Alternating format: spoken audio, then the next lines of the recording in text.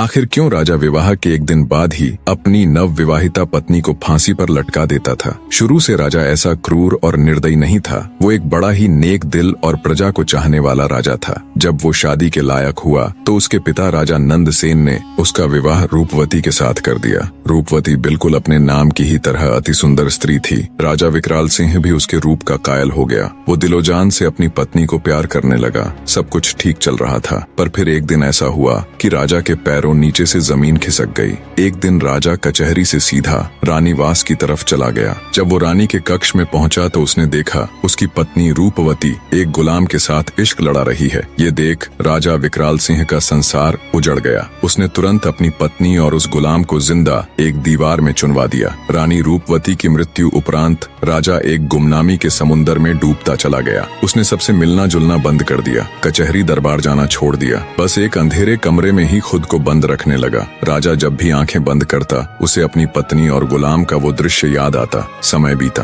पर वो दृश्य राजा भूल नहीं पा रहा था। बस वहीं से राजा के अंदर एक राक्षस ने जन्म ले लिया और वो प्रतिशोध की अग्नि में जलने लगा। राजा ने मंजे हुए चित्रकारों को बुलाकर रानी संग गुलाम का वो दृश्य ज्यों का त्यों बनवा लिया और उस तस्वीर को अपने शयन कक्ष में टंगवा दिया। अपनी पत्नी की बेवफाई से राजा इस कदर आहत हुआ कि उसे अब पूरी औरत जात ही बेवफा लगने लगी। उसके दिल में औरतों के प्रति ये नफरत की आग कभी कम न हो, इसलिए उसने उस पल की वो तस्वीर बनवाकर अपने कमरे में लगवा ली। क्रोधाग्नि में अंधे राजा ने फैसला किया कि वो हर दिन एक नई स्त्री से विवाह करेगा और अगले दिन उसको मौत के घाट उतरवा देगा। शुरू में राजा के इस दर्दनाक फैसले को लेकर मंत्रियों ने उसे बहुत समझाया, पर राजा ने किसी की नहीं सुनी। तब से लेकर अब तक राजा निर्दयता और क्रूरता से भरा जीवन जी रहा था। इधर जादूगर की लड़की सुदक्षिणा भी राजा के महल पहुंच गई। उसने महल के पहरेदारों से कहा कि उसे राजा से मिलना है, वो उनकी पत्नी बनना चाहती है। ये सुन पहरेदारों ने उसे अजीब निगाह से घूरा और चुपचाप उसका संदेश राजा तक पहुंचा दिया। राजा भी चक्कर में पड़ गया कि ऐसी कौन पागल लड़की है जो खुद मृत्यु को गले लगाना चाहती है। उसने सेवकों को उसे तुरंत उसके पास लाने का आदेश दिया। सिपाहियों के साथ आती सुदक्षिणा को राजा ने देखा